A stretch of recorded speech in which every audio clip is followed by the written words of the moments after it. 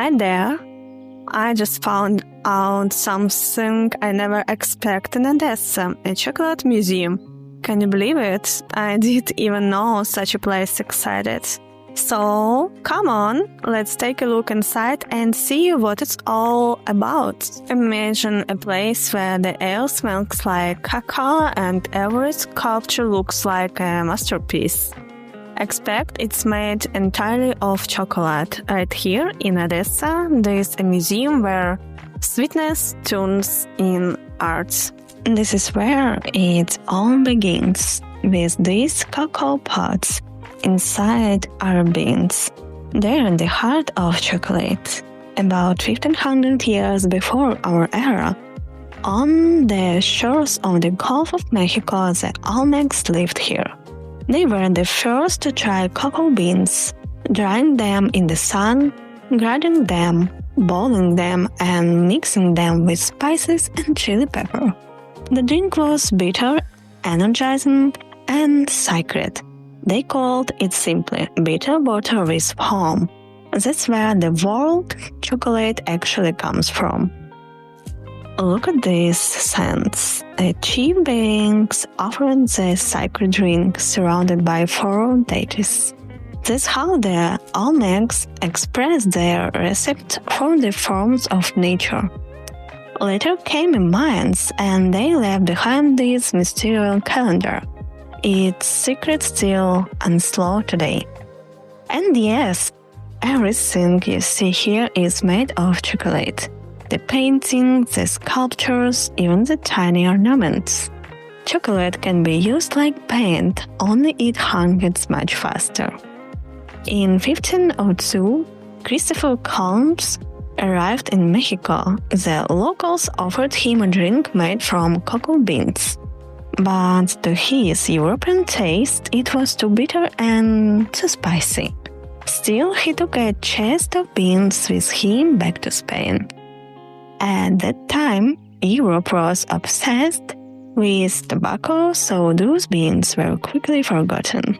Only a century later, chocolate finally conquered Europe. In 1657, the first chocolate house opened in London. They served a hot drink that was considered exhilarating and aristocratic. It was so expensive that one cup of chocolate could cost as much as a small house outside the city. Imagine that, a cup of chocolate for the home. Now let's move to the 19th century. A young Swiss student named Daniel Peter dreamed of creating something that would bring his success. On his path, he met Henry Nestle, the founder of the famous company. The Nestle family crest shows a little nest with a bird, a symbol of care, motherhood, and childhood. Henry created products from children, quick, powdered mixed baby food, and he invited condensed milk. Peter decided to add the sweet condensed milk to melted dark chocolate, and that's how the first milk chocolate in the world was born. It became an inside hit. People fell in love with the taste, and entrepreneurs realized his was the future.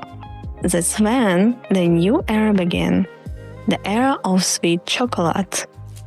By the end of the 19th century, Henry Nestle created the first chocolate bars with fillings and the very first white chocolate.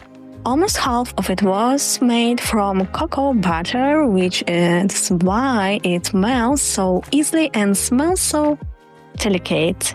And cocoa butter itself is pure gold. It's used as cosmetics for health and skin, for beauty and care. Here, chocolate isn't just a treat, it's a story, fantasy, and a little secret that melts the moment you discover it. Now, I know one thing for sure. In this museum, chocolate isn't just sweet, it's a whole story. And maybe, just maybe, it leaves you waiting a little more. See you next time. Thank you for watching. Kiss you and bye bye.